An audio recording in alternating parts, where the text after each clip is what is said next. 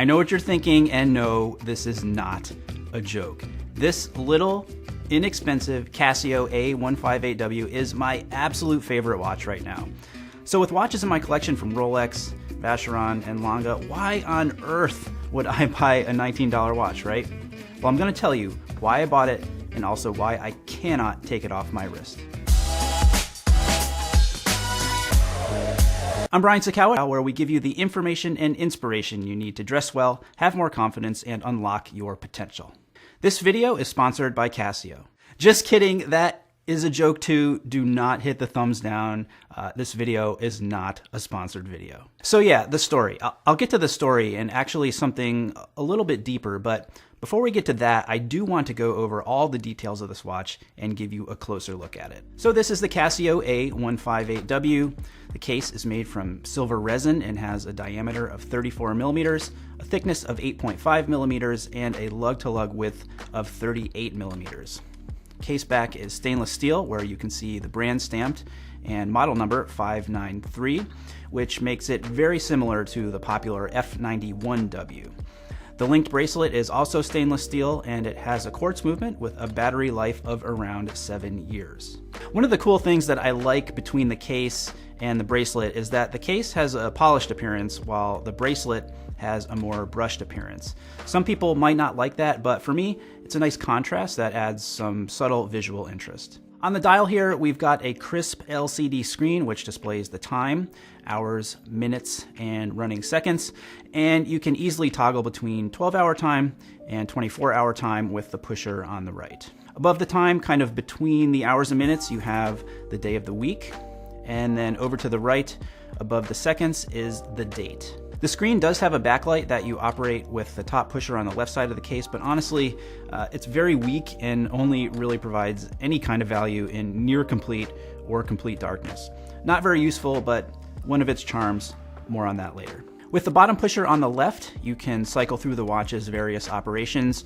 First is the alarm function, then the stopwatch, which is very intuitive to use. Start, stop on the right, and reset on the top left.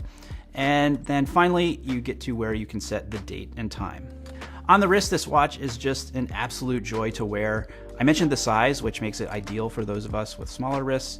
And what I also like about that is that unlike the G-Shock, which gets a ton of attention and really calls attention to itself, the A158W is a much more subtle piece. It's very light, so you basically don't even know you're wearing it. And really the best part about this watch, other than the price at just $19, is the look. It's got a great retro style and feel, which if you grew up in the 80s, like me, really gets those nostalgia juices flowing. So that brings us back to the question of why did I buy this watch? Now, the honest truth is that I actually bought this watch for another video that is coming up in a couple of weeks. I'm going to be doing a series of videos comparing cheap or inexpensive watches with the real luxury watches that they are trying to emulate. Anyway, the ironic thing is that I didn't buy this watch for the watch itself. I bought it for the bracelet, and you'll see in a couple of weeks, this bracelet makes a really good substitute for another bracelet on another watch that moves that watch even closer to looking like the real thing. More to follow.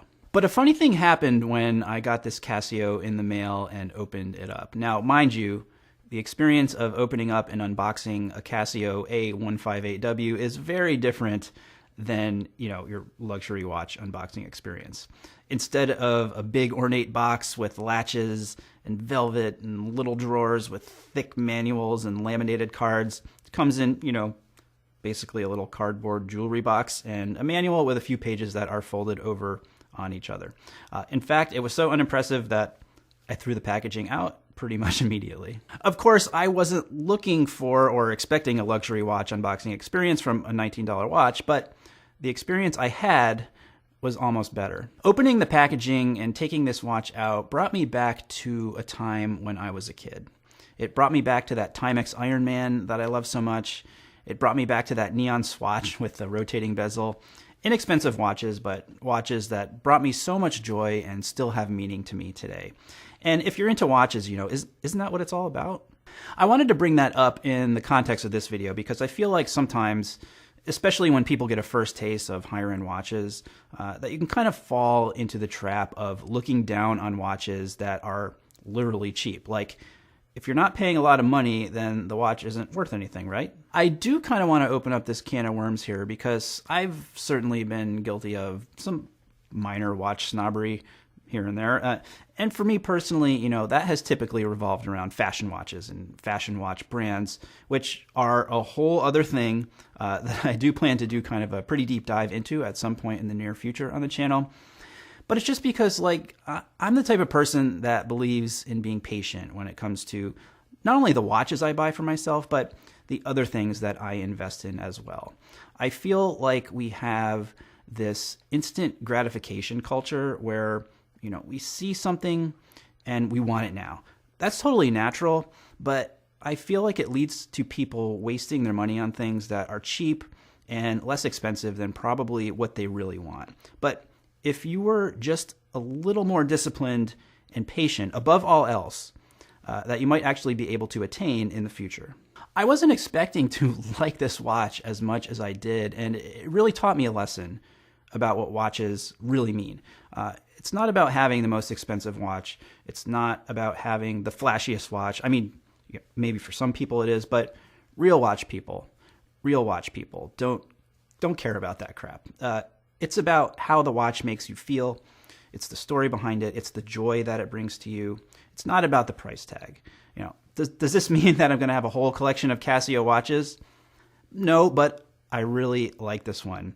It will definitely feature in my next watch collection video. And if you want to catch up on some of the current collection, as well as the stories of specific watches in my collection, click on that playlist right over there.